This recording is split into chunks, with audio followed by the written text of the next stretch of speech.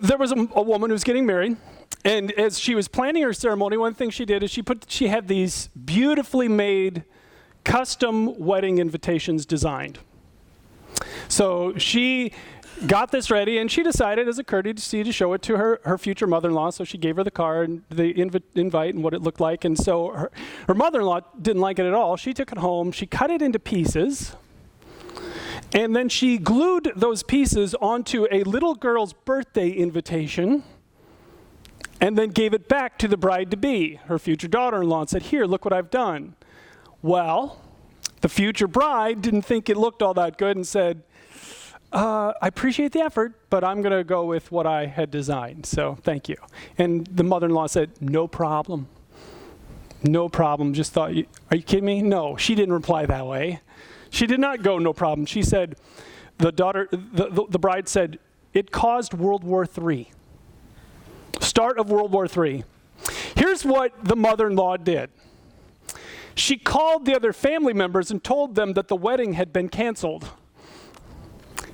and scheduled a family reunion for the day of the wedding. Okay? The truth is, I have no shortage of stories to tell you today. I have had to cut so many stories about people like this. Drama creators in our world that want to hurt you on purpose if you don't give them their way. It is only about their way. There is no other way. And if you don't give them their way, then they are going to hurt you on purpose in any way they can. So a couple of weeks ago when I was teaching last, I talked about 4 different types. By the way, the Bible talks about 3 different groups of people. There are wise people, foolish people, and evil people. Evil people intend to harm you on purpose. Everything we're talking about today, these are in the category of people who will hurt you on purpose. If you don't give them their way, they will hurt you. And so we talked about 4 different groups in this area of evil. A master is someone who says, "I'll be in charge because someone has to be, and your only role that's allowed is obeying them." You can't contradict their opinions. Do you have someone like this in your life? If you try and tell them no, they will get mad. If you don't agree with their opinion, they will get mad. There's only their opinion. There's only their way. That's a master. You've dealt with a master. And obedience is the only thing you can do. The second thing is the Messiah. I sacrifice to help people, and all your role is to just be so grateful for all that they've done for you. The third one is a martyr. I suffer greatly. Let me tell you about all my pain. These are the people you hide from in Walmart when you see them coming, okay? Don't even pretend like you don't hide, right? Because you're like, "Oh no, it's them, quick, into the salads, let's go, hide in the bread aisle," because you don't want to hear about it, right? It's like, I don't want to hear again about all that happened to you in the last 5 minutes since I saw you in the other aisle. So, and rescuing is required, and if you don't rescue them, it'll be your fault if they don't make it. And then mutes. I'm going through this conflict by remaining silent and untroubled. So conflict happens in every relationship, and these people refuse to deal with it. They just go to bed and want to pretend the next day like nothing ever happened. And it's constant pretend and pretend and pretend, and pretending is required of you. And if you try and bring it up, they won't address it with you. And it's excruciating if you want to have a real relationship with a human being. Because pretending is required, and these people will harm you in order to get to the point where they don't have to deal with it. So we talked about this 2 weeks ago, these 4 major categories. And I said that the reason why these people are this way is because something happened in them at some point in their life, and normal development was stopped. And they're missing what we call these reasonable muscles that exist within reasonable people. And the number one muscle is the humility muscle, which gives you the ability. If you have the humility muscle, and by the way, they all think they do. They all think they do. But if you have the humility muscle, it gives you the ability in a relationship to say, I may be wrong and you may be right. I may be wrong, you may be right. None of those 4 categories have that ability. None of them. None of those 4 categories have the ability to say authentically, I may be wrong and you may be right. Because that humility muscle is missing, and so they can't be reasonable. They have to make the problem all about you. And so we talked about this again 2 weeks ago. I'm just giving you a summary of this. If you missed it, you can go online and watch it. But the way that they get to that point where they are never wrong is drama. Drama. They create drama in order to get you to react, because the moment you react, you're the problem. You're the problem. Let me tell you what my daughter-in-law... So again, go back to that opening story I just told you about the woman who cut up the wedding invite and put it on glue on a little girl's birthday card and then blew up and told everybody the wedding was canceled. Okay, what category does she fall into? Pretty easy to see, right? She's a master. There's only her way. There is no other way. So you should just absolutely love what she did with your wedding invitation. And there's no other opinion that's allowed. And if you don't, what does she do? She creates drama. Sorry, everybody, they canceled the wedding, but we're having a family reunion that day. Lie. By the way, every one of these four that you encounter in life, they all lie, every one of them. Because they can't be truthful, because the truth sometimes means that you say, I was wrong. So they cannot tell the truth. They are liars. And all of them, in my experience, are all gossips as well. So they create the drama so that you react, and the moment you react, they got you. They got you. So I don't know how the bride-to-be reacted when her mom went crazy and then she found out that she'd canceled the wedding. But if she reacted in any way like we would, like, who do you think you are? How dare you? Hang up the phone, swear, or anything. Then the moment they react, here's what happens. They get on the phone with all their friends and say, my daughter-in-law just yelled at me and I wasn't doing anything wrong. Can you believe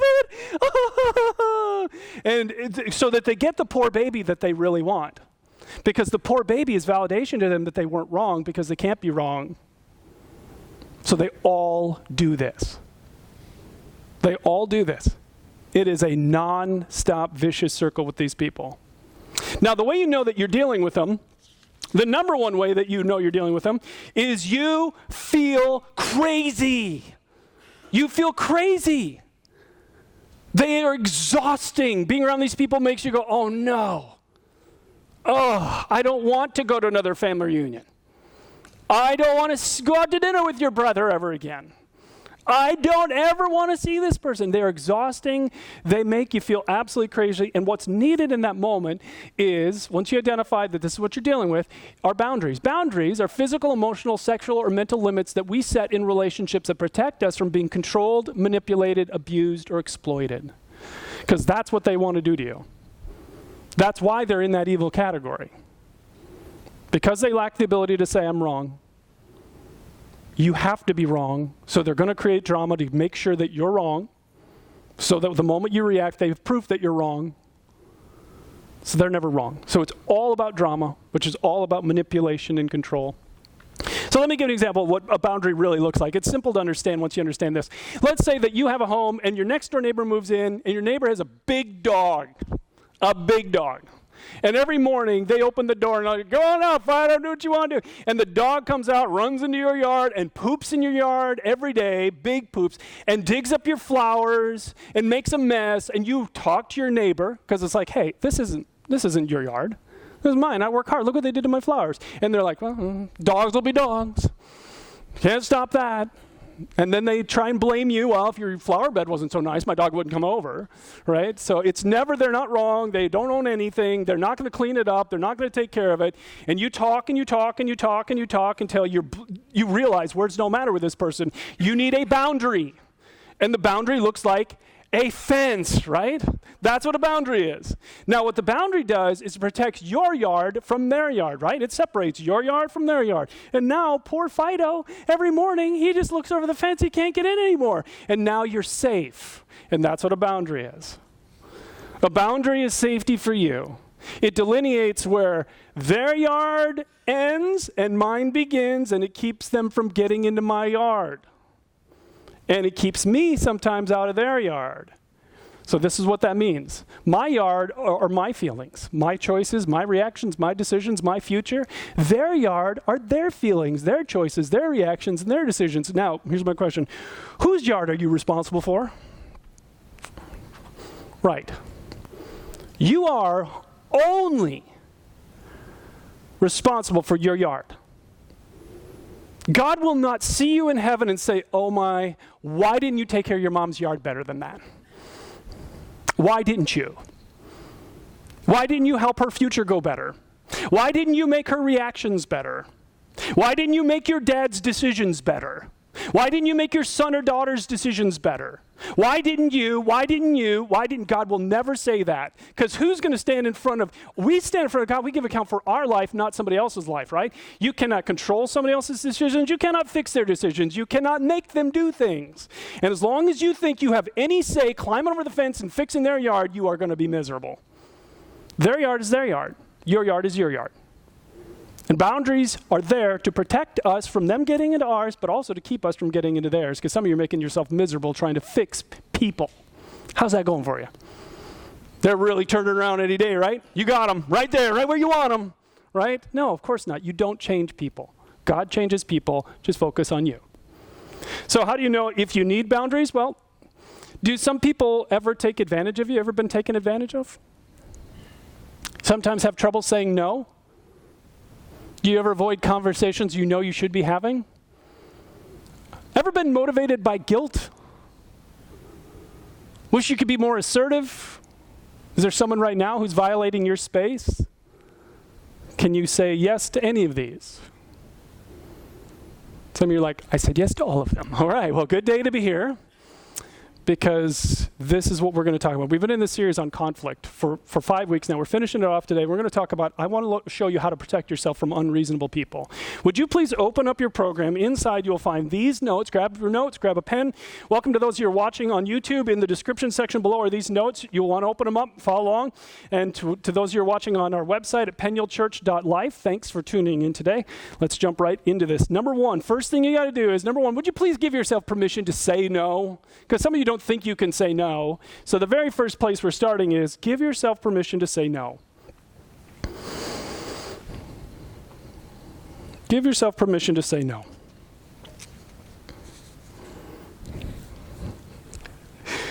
I want to apologize immediately to all the mother-in-laws in the room and watching me today. I apologize. But they're the most prevalent stories out there. Okay? So just because you're a mother-in-law doesn't make you a bad mother-in-law. But if you are a bad mother-in-law, then I'm not sorry. So just putting that out there. Sorry that I have a lot of stories, but they're just everywhere. So let me give you another mother-in-law story. Couple got married, just getting started, and the mom needed to move in. So the mother-in-law moves in. The groom's mom moves in. And she's in there for a while, and then all of a sudden the couple decides, it's time to start having a family. Let's have a baby. And start planning a family, and they're excited, and they got this house. And so they're talking about how they're going to rearrange the third bedroom and turn it into a nursery and decorate it. And the mother-in-law one day hears this and says, oh, no, you're not. You don't need a nursery. The baby will just sleep in my room with me. And the wife says, no, the baby will sleep in the nursery. And the mom gets mad and says, no, the baby is sleeping in my room. You two both sleep so soundly at night, you'd never hear that baby get up ever.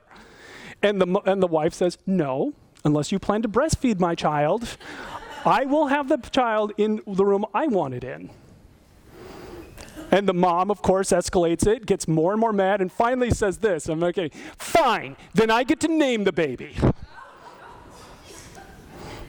And thankfully the daughter understood this and said, no, that's not how this works. So with some people like that, that's a master. The master's always in control. You will do what they say, you will do what they say, you will do what they say, and they ratchet up crazy to get you to do what they say. And sometimes you have to, if you're dealing with these people, you will have to say no a lot. Again and again and again. Now, Jesus knew that this is human nature, that this exists in our world. And look what he said. All you need to say is yes or no. Some of you, that needs to be your new life verse right there. Because you say yes when you want to say no. And Jesus says, it's okay. You can say no. And there's nothing wrong with that. Matter of fact, Jesus actually said no to good things. One time he was in this community and people were responding to him. And they were interested in what he had to say and what he was doing. And the next morning it says this. The early next morning, Jesus went out to an isolated place, but the crowds in that town searched for him, and they found him. When they finally found him, they begged him not to leave. And he said, nope. No, I've got other decisions. I've got other communities I need to go to, so I have to go. The deciding factor wasn't what their reaction would be, but they'll be so disappointed. But they'll be upset at me if I leave. It wasn't the decision maker for him. That's their yard. Their reactions are their yard. His yard is, well, what does God want me to do? God wants me to go to their villages, so I'm leaving. And he said no to their good requests. It's okay to say no. It's okay to say, no, I don't have time to help with that. You know you can say that, right? Some of you don't know that. No, you can't come over right now. No, I don't want you to talk to me that way. Nope, I'm not paying for that. No, I don't feel comfortable with that. No, I don't want to. You have the permission. Here's the thing. You are not a victim. I have the right to say no. Jesus actually told me to say no and just let my no be a no. I can say no. Matter of fact, can we all just say no right now on the count of three? Ready? 1, 2, 3. No. There you go. See how easy that was? You can say it. Your mouth works that way. See how you can do it. So don't say you can't. You can. I'm not saying it's easy. I'm saying you can. You can say no. Now, here's the problem with this, okay? This is what we do. This is what the big-hearted people among us do, the people that really struggle to say no. We're like, yeah, but they're going to feel bad. Well, they're going to feel bad. Here's what you need to understand about them. They are counting on you feeling that way. They are counting on you feeling that way. Because their whole life is predicated on manipulating you to get you to play the role that they want you to play. So, yep, they'll feel bad. And again, which yard does that fall into? Your yard? Whose yard are their reactions in? Their yard. So let it be in their yard. Don't crawl over the fence and hold their emotions. You can't anyway. Stay in your yard. It's okay to be sad. Yep, I know they're disappointed, but that's their reaction, and they can choose a different reaction. They can choose to think about things differently. So my question to you as we begin is, how good are you at saying no? How good are you at saying no? Or are there people in your life that you really struggle to say no to? Okay? You may be dealing with an unreasonable person.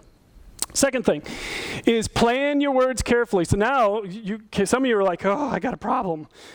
It's becoming clear. I've got a master in my life, and I struggle to say no, and it's only their way, and I didn't understand this till now. So now you're going to have to talk to them, and this is where you're going to put your boundary up. You're building that fence, and so this is about saying the right thing. And the Bible, let me just warn you, the Bible is so clear about this. When you have to talk in these situations, it says those who guard their lips preserve their lives. Those who speak rashly will come to ruin. So what I don't want you to do is I don't want you to go out of here, pick up the phone on the way home, and call so-and-so, and you're telling them from now on what's going on, how it's going to be, right? Don't do that. Don't do that. You are not ready to talk. Especially, listen, you can't out-manipulate the manipulators. You can't out-crazy the crazy people. They will turn this around on you, and you will be the bad guy. So you don't rush right off and say something. You plan your words. You sit down and think. I actually write it out. When I've had to deal with these people, I actually write it out. So here's what you do. It's all in the back of your notes, but look up here. So the first thing is when you describe the behavior that's hurting you. Okay? I feel, and express your emotions in a healthy, honest way. By the way, if you can't be honest emotionally with them, are you actually with a safe person? Some of you have lots of people in your life. Now, some of you, this is just a habit. You're not used to expressing how you feel in any relationship, even with safe people. But the reality is, some of you know there are people in your life that you just don't say anything to because it's not safe to. Okay? When you do this, here's how I feel, and here's what I want. And what do you actually want? And this is really important, because some of you haven't thought about what you actually want. So what do I want in this relationship? What do I need in this relationship? I need to feel respected. I need to feel taken care of. I don't want to feel taken for granted. And this next one is my favorite question. What is it I am unwilling to tolerate ever again? What are you unwilling to endure? What is unacceptable behavior from this day going forward? Okay, so you do the work of this. I feel, and here's what I want. Then, out of that, you write your new boundary. So here's my new boundary. If you tell them what behavior is unacceptable from this day forward. If you do this, then I will, and what will you do to protect yourself if they violate your new boundary? What are you going to do? What's your new boundary? And if you continue in this behavior, then here's what I'm going to do. But the caveat here is you never, never, never, never, never say something that you don't intend to follow through on. Because then they got you again. You have to think this through clearly. Here's what I'm going to do. And you have to be willing to back it up or don't say it. Because then they'll get you again. Okay? So never threaten something that you have no intention of following through on. Now here's the thing. So these are the questions. Okay? Just kind of when you, here's how I feel, here's what I want, here's my new boundary. If you, I will. Okay? You can do this. It's going to take you a little while, think it through, write it out. Here's my new boundary, I'm putting this boundary up. Now if it's a reasonable person, they're going to react in reasonable ways. If somebody came to me, they wouldn't need the second part, and they said, Brian, when you do this, here's how I feel. And I want this never to happen again. You know what's going to happen in my heart? It's going to go, oh, I'm so sorry. I didn't know that's how you were feeling. I am so sorry. Well, you can put the boundary up if you want, but I'm already sorry that I hurt you. You bet I'll change. If it's a reasonable person, you're going to get that reaction. If it's an unreasonable person, they won't react that way to your boundary. They will really react in a destructive way, which we'll get into in a minute. But here's the thing about boundaries. You don't have to explain them beyond that. You don't have to defend them. You don't have to over-explain them. You've done the work. Here you go. Now, they tend to react, and you just let it go. It's like, listen, you don't have to agree with me, but this is how it's going to be going forward. Done.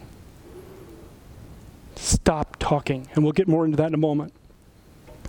You don't over-explain these things.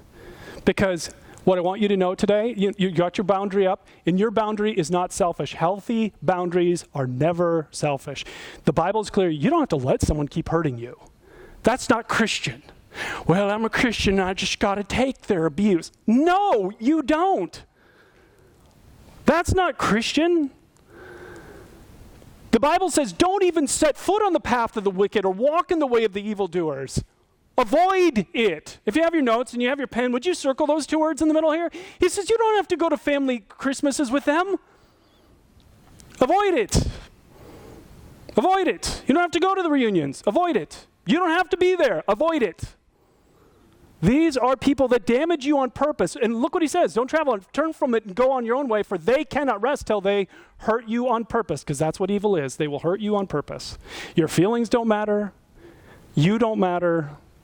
They will invalidate what you're saying. And he says, you don't have to deal with it. You don't have to deal with this. You can just step aside. So I told you the story a couple of weeks ago about a situation that I faced years ago that was so painful and so awful. And I'm not going to tell the whole story again, but the summary is this. There was a man who was attending the church at the time, and he was very, very well known in the community. I didn't know him, but he was, when Christians walk into a church, you give them the benefit of the doubt. And so he came in, he looked nice, and he had all the right words, carried his Bible, quoted Bible verses, so he looks like a good guy. But a police officer from the community called me and warned me. He said, I hear this guy is attending your church. Watch out.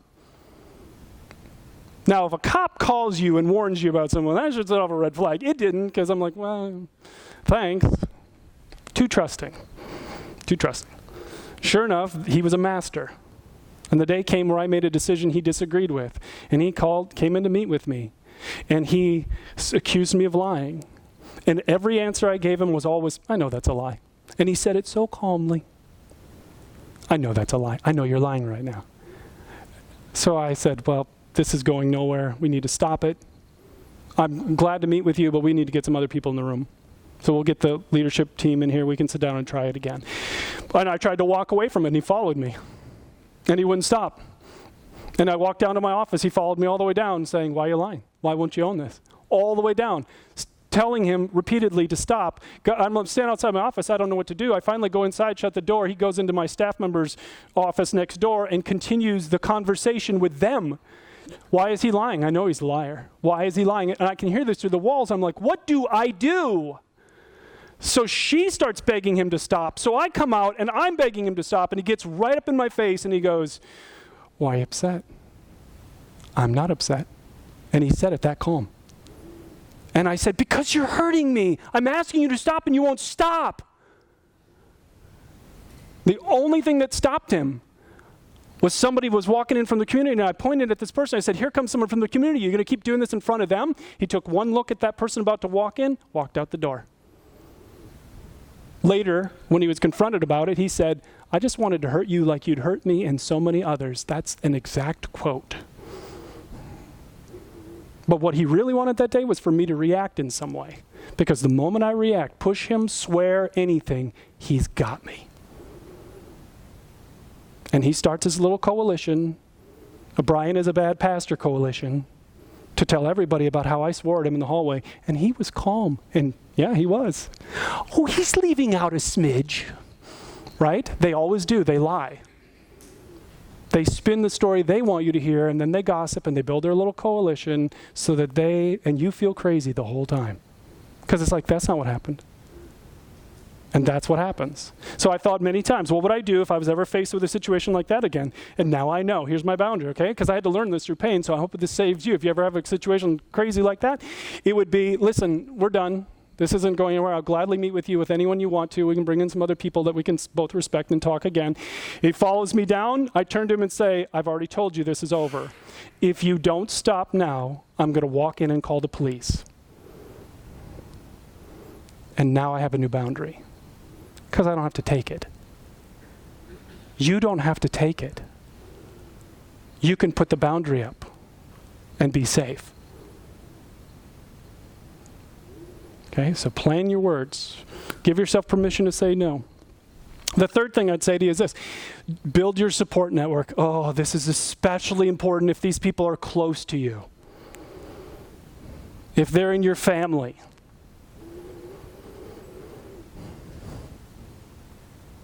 In America, we really like this idea of independence, and we're strong on our own, and we can face everything on our own, and the Bible just doesn't share your value. The Bible does not share your value at all. You can't grow spiritually alone. Did you know that? You can't. You can't become the person God wants you to be alone. You can't. You cannot be a healthy human being alone. And you can't, in most cases, overcome this kind of hostility alone. The Bible says that two are better than one. Some of you don't believe that, but that's true. You are never as good alone as you are with others. That's why relationships are such an important theme in our church. Two are better than one.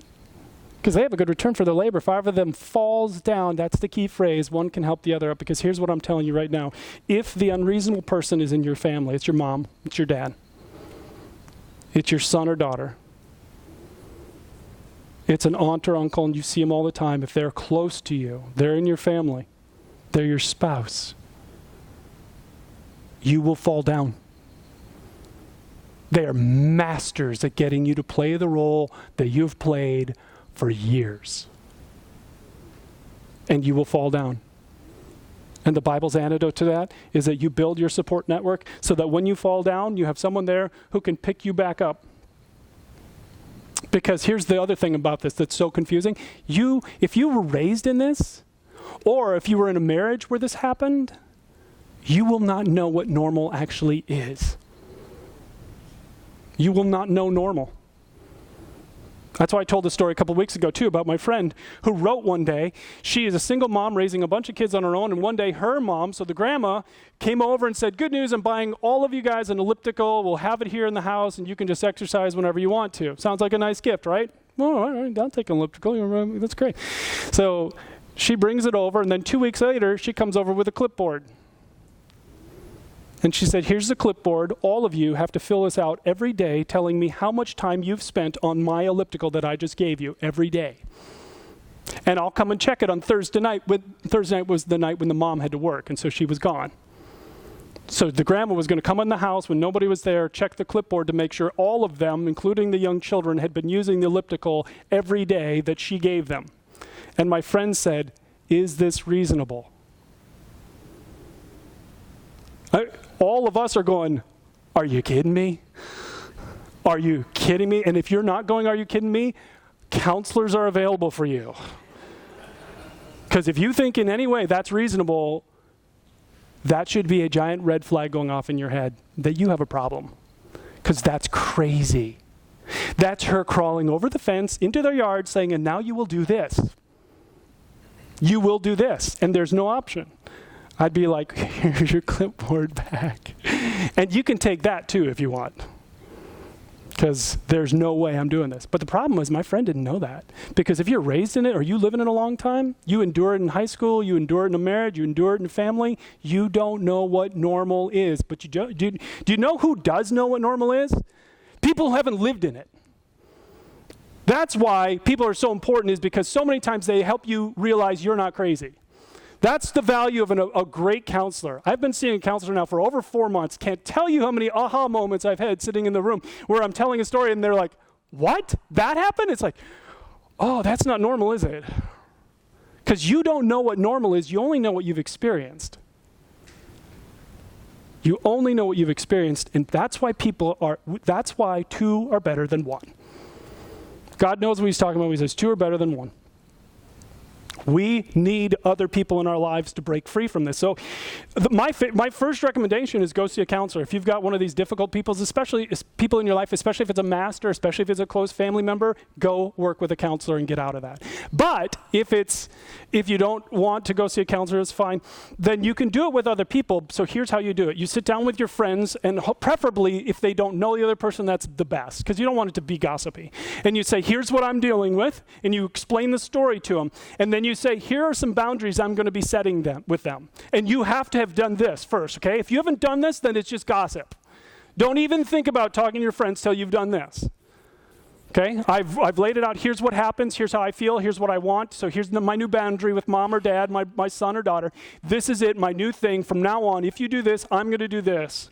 And here's my ultimate goal. Okay? And you lay it out with them, and then you say, hold me accountable. Help me. Because these people are masters at making you the bad guy. And they will find ways to twist you up and spit you out, and you'll back off your boundary because you'll feel like you're being unreasonable. Oh my goodness, maybe I am crazy. Maybe I'm unreasonable. Those questions they never ask, but they make you ask them. So you need two or better than one. Use what the Bible says. Bring those people in and make sure that they help you do this. All right, so the fourth thing is, so build your support network. Some of you need that so badly. Then fourth thing is, oh boy, prepare for the outburst. Prepare for the reaction. Have you ever seen a little 2-year-old get their toy taken away? Okay? When you say no to any of those people, they don't respond reasonably. Here's what I want you to know.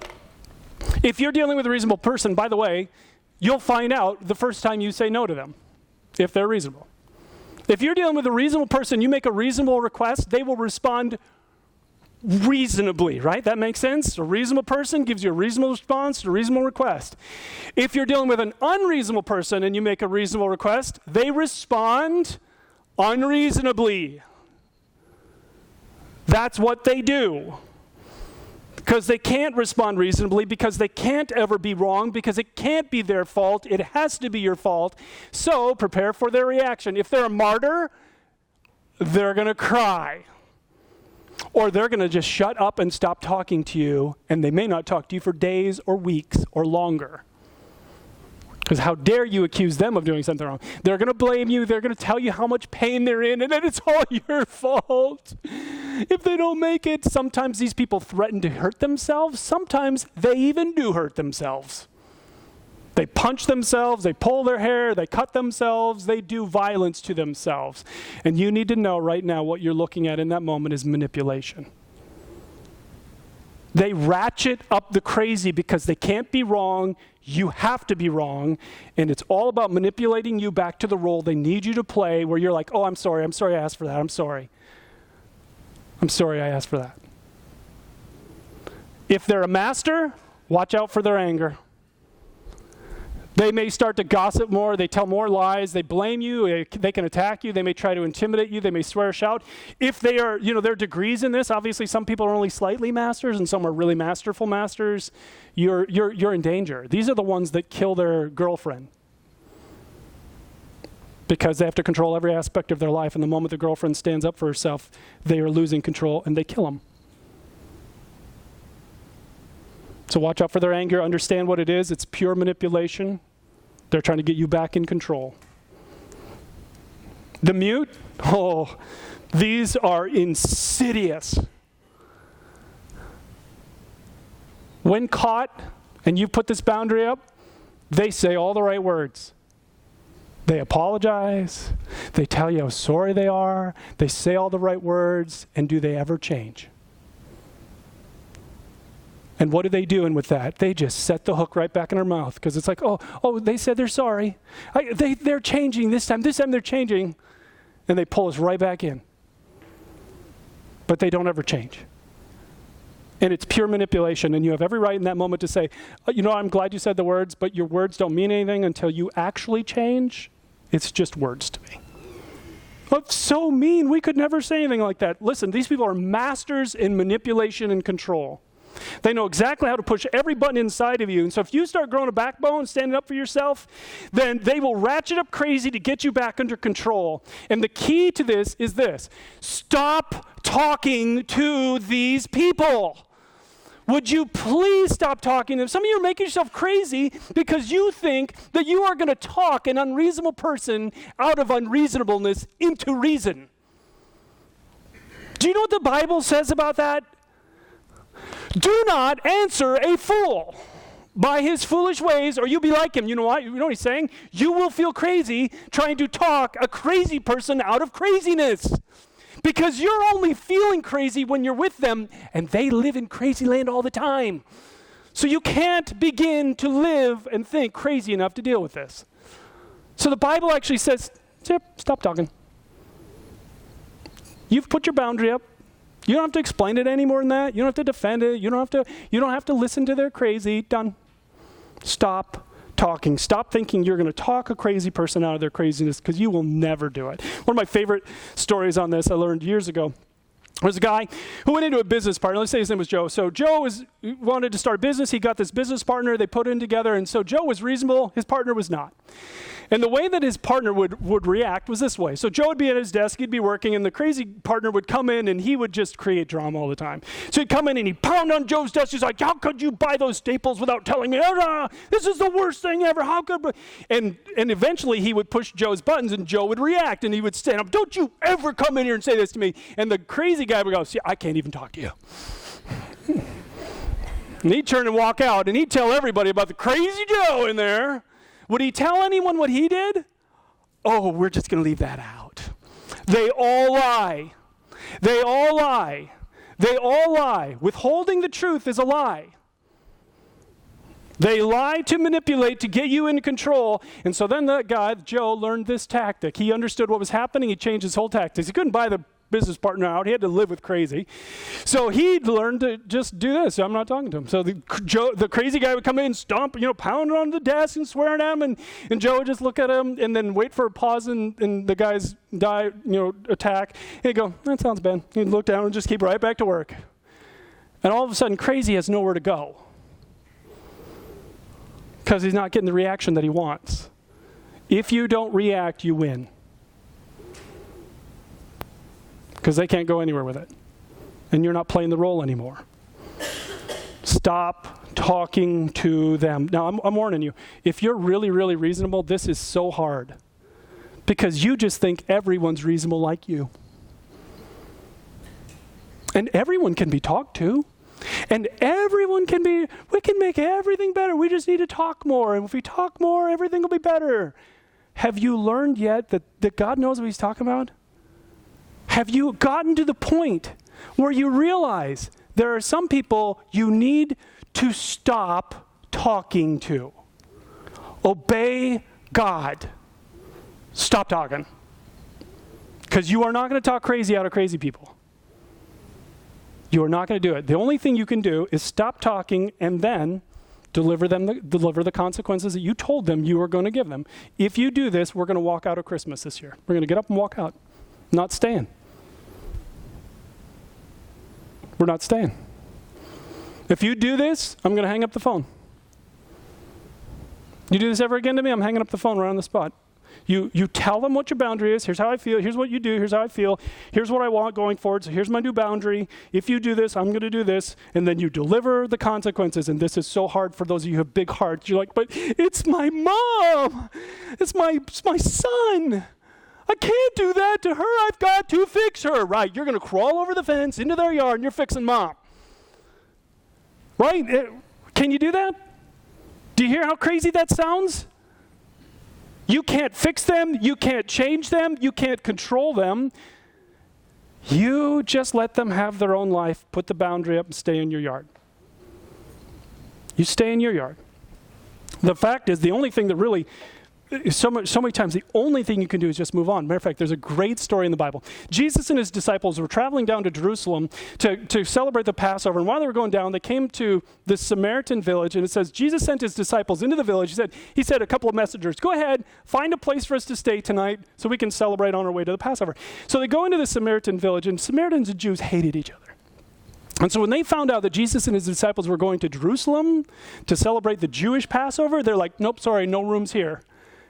And they're like, well, there's plenty of open rooms. No, you're not welcome here. So the messengers come back and say, they won't let us come into the town.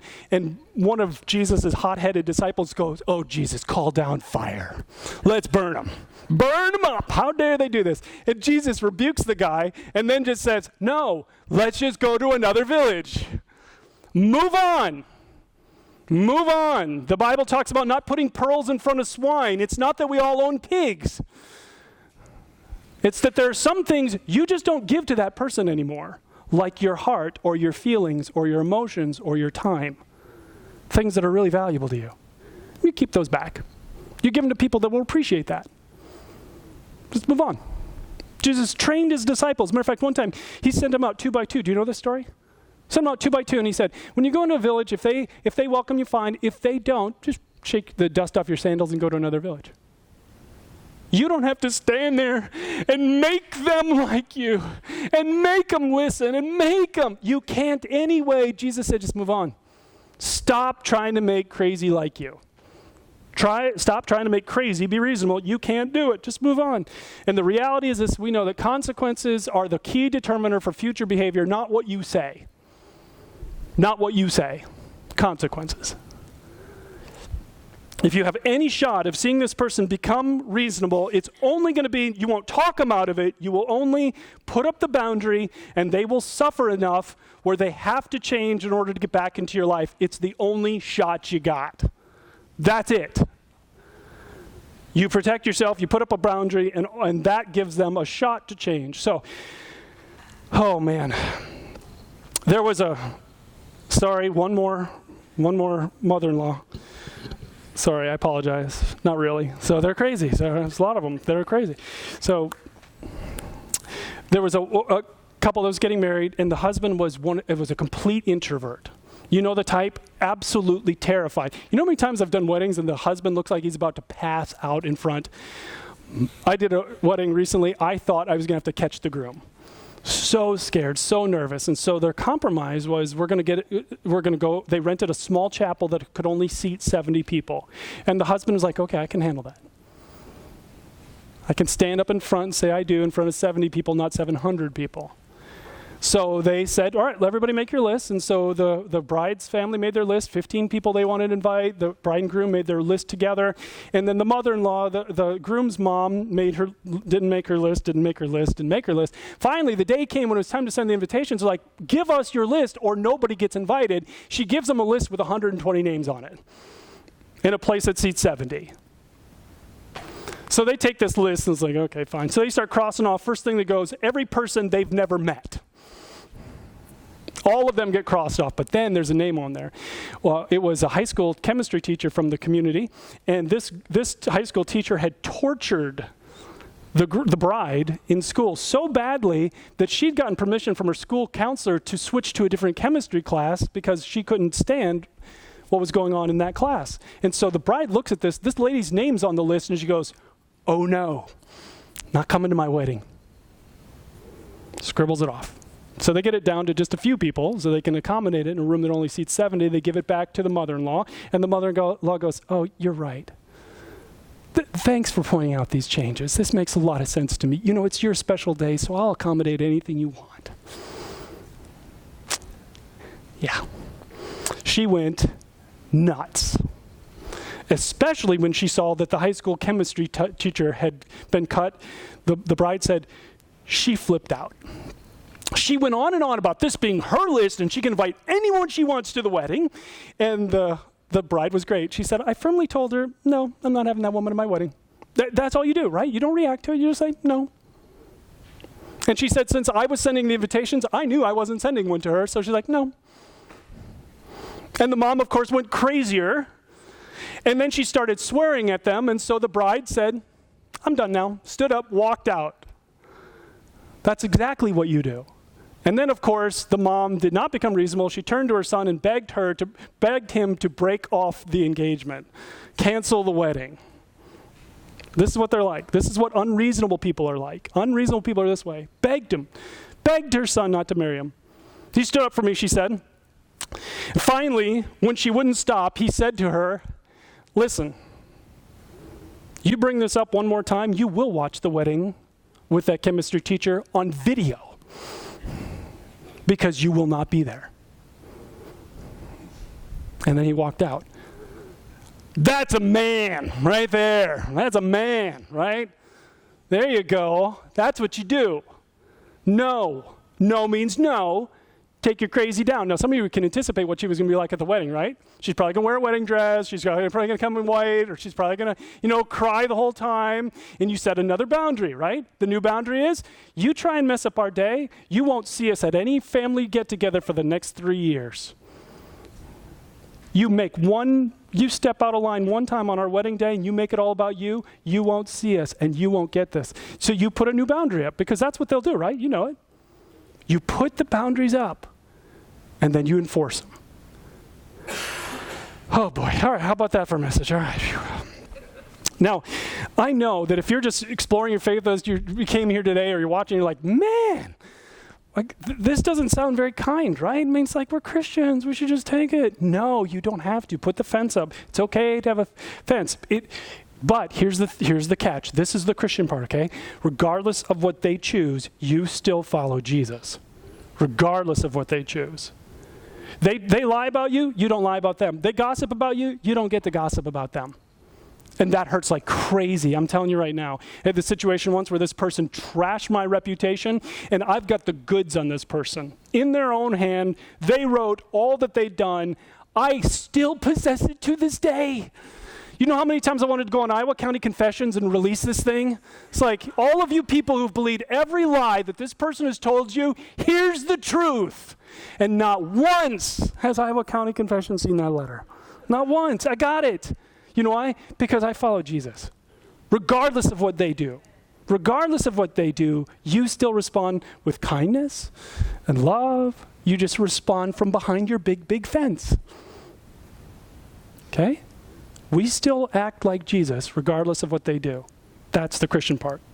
Now, I know some of you you've got people in mind, and you know how hard this is because other people won't want you to do this, right? Do you have any of you have this? You don't need to respond, but in your head, you know you do. Some of you have crazy people in your family, unreasonable people in your family, and the moment you start setting boundaries, other family members will come to you and say, don't do that. Can't we all just get along? Can't we all just get along? Because they won't understand the drama and the pain that you're in, and they'll just want to get you to tear that boundary down immediately, and that makes it really hard, right? And the reality is, number 2 is true. You can't stop that some of these people you will not have a relationship with again.